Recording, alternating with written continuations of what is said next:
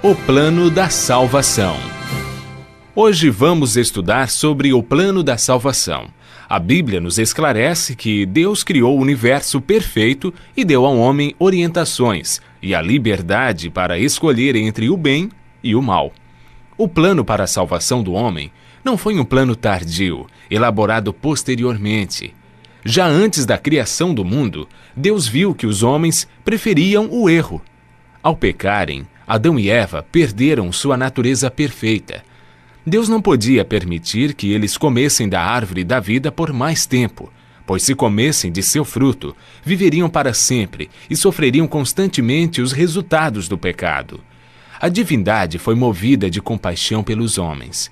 O Pai, o Filho e o Espírito Santo elaboraram um plano de redenção. Cristo se prontificou a deixar as cortes celestes, descer à terra como homem e pagar a pena do pecado e redimi-lo. A Bíblia afirma que por um homem entrou o pecado no mundo, e pelo pecado, a morte. Assim também a morte passou a todos os homens, porque todos pecaram. O salário do pecado é a morte, mas o dom gratuito de Deus é a vida eterna em Cristo Jesus. Romanos capítulo 5, verso 12 e capítulo 6, verso 23. Após a entrada do pecado, Adão e Eva ouviram a voz do Senhor Deus, que andava no jardim pela viração do dia. Esconderam-se da presença dele, o homem e sua mulher, por entre as árvores do jardim. O pecado fez separação entre Deus e o homem. Ainda que o homem tenha fugido do seu Criador, Deus lhe deu a certeza que o descendente da mulher deixaria o céu. Nasceria de uma mulher, não faria uso da sua divindade e, através de sua morte na cruz, acabaria com o domínio de Satanás neste mundo. Desde que o pecado entrou no coração do homem, ele foi destituído da glória de Deus e perdeu sua natureza perfeita. Gênesis capítulo 6, verso 5. Viu o Senhor que a maldade do homem se havia multiplicado na terra e que era continuamente mal toda a vontade de seu coração. O salmista Davi declara: porque eu nasci em pecado, e em pecado me concebeu minha mãe.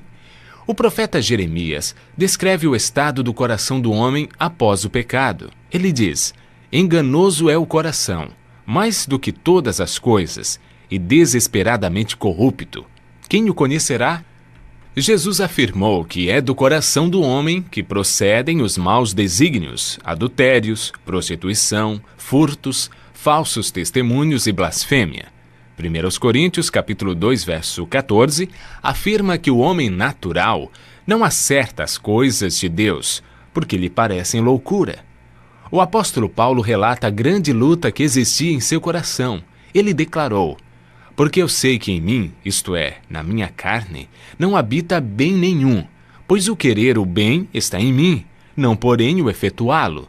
Porque nem mesmo compreendo o meu próprio modo de agir, pois não faço o bem que prefiro, mas o mal que não quero, esse faço. Mas se eu faço o que eu não quero, já não sou eu quem o faz, e sim o pecado que habita em mim. Jesus é o Cordeiro de Deus que foi morto desde a fundação do mundo. O profeta Isaías declara: ele foi humilhado, mas não abriu a sua boca. Como cordeiro, foi levado ao matadouro, e como ovelha muda, perante os seus tosqueadores, ele não abriu a sua boca. Isaías capítulo 53, verso 7. A Bíblia afirma que o homem é escravo do pecado. É por meio do Espírito Santo que somos transformados em novas criaturas.